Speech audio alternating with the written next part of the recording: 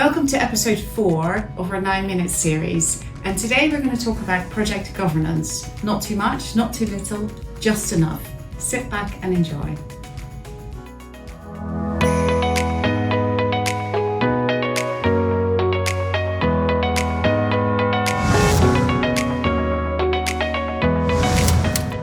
What are the risks around poor program governance? Poor governance means that your project is not really even going to get out of the blocks because there's no control. Never be enough or too much seems like a good thing, but then you can't move at speed, you can't deliver.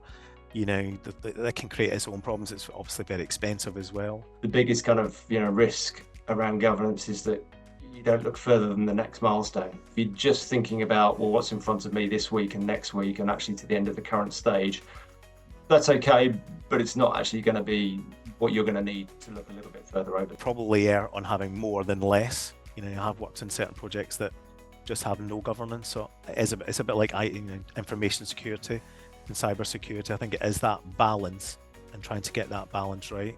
The governance up front sets a norm or it sets a standard, then that it's difficult to change. So if you go in super light, it's difficult to add that later, or at least when you do add it later, when you really need it and are under the cosh, it feels like panic, and then it kind of throws people off course. A bit like setting those principles. If you go relatively firm on it up front and set that standard, then it'll serve you well later on because you're more likely to need it later on. Can you have agile delivery and robust governance? I think you can, although we do tend towards a little wagile sometimes, which one of my operations manager was like, yeah, this is definitely wagile, Sean, we're way out of agile. I like to think that agile is more of a kind of mindset. It's the kind of fail fast, just keep trying, try new things, innovate. Design thinking is a big part of how Future Law operates. So we're really thinking, okay, try it, didn't work, go back, work out why, let's look again. Because I think that kind of agility allows you to then not be too constrained by governance. And I think it can really work. You just have to be quite focused and not allow people to go off too crazily at the sides. And that's where that kind of a little bit of umbrella governance comes in. What should the drivers be for program governance? Usually there'll be an existing governance structure or some way where people feel like this is how we get good decisions made in this business. If a program can find that rhythm and beat and way of working, and it's got a much better chance of succeeding, whether that be actually piggybacking that existing governance or just setting something up in the similar style. It's about getting ahead of the game, not just playing the game that's in front of you, but actually kind of getting ahead of the plan. And that's when it becomes really effective. You've got to, in the way you set the program up, the culture of the program that that between the client and the partner you've got to create is one that visibility is good. Things do go wrong. I mean, let's be clear, they do go wrong. But one thing people dislike even more is surprises. If you maintain visibility and transparency of clear facts and data, you avoid the surprises, you build trust. Then it's safe for people to say there's a problem because you kind of all coalesced around a true and accurate fact base that drives what happens. It drives progress, it drives intervention, it drives action. It's invaluable. So how do you get the right levels of governance? I'm a big fan of keep it simple, and the first thing I want is visibility, facts and data.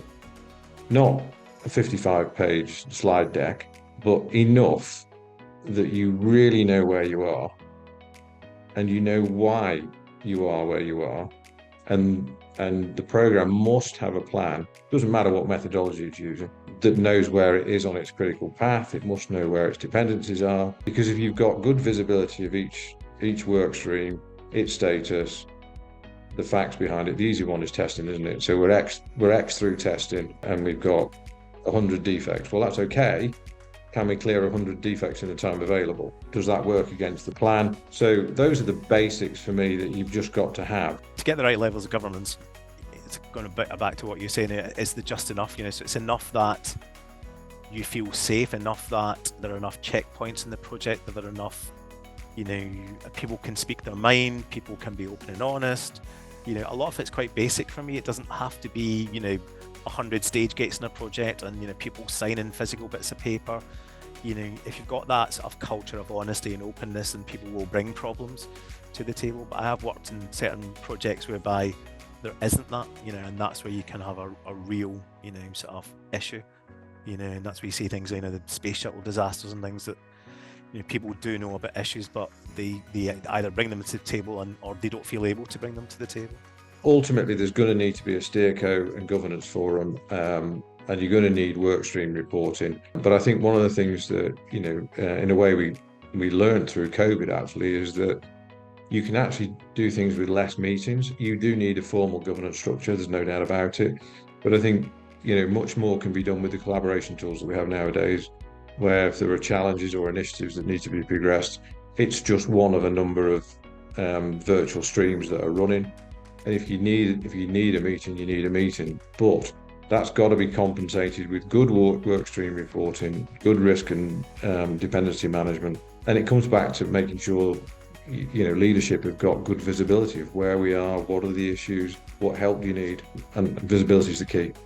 Is there any best practice or any tips that you have to set up the right responsibilities and accountability? If we know we've got 100 things to do and we've got multiple teams or people doing it, let's be clear on who needs to do what and actually form what I would call a high level RACI.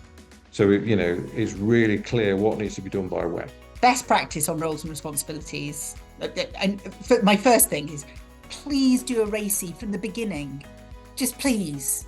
Just write it down. Just think about what you're going to do and how you're going to do it and who is going to be responsible for delivering it, so that everyone knows, and share it with the team. It is an experience point. It's a really important experience point. So does the combined team, whether it's all client partner, whatever, is there enough experience in there to shape that essentially operating model for the program? The accountability is key. So you need someone who can make decisions, but they don't have to be a super senior person, because that can often be a massive bottleneck. They just need to be someone who is empowered to make those decisions. If you don't have people like that in the organisation, talk to those senior people about why not. Because often decisions can easily be made by, say, senior managers rather than, in a law firm, partners, because they can work out whether this is the right thing to do or not. Come to them with the evidence, explain it, and they can make a decision and be accountable for that without you needing to worry about whether or not they're bottlenecked and unable to then help with progression. So I think there's a lot about making sure you just write it down and get it thought about, because if you don't do that, chaos ensues.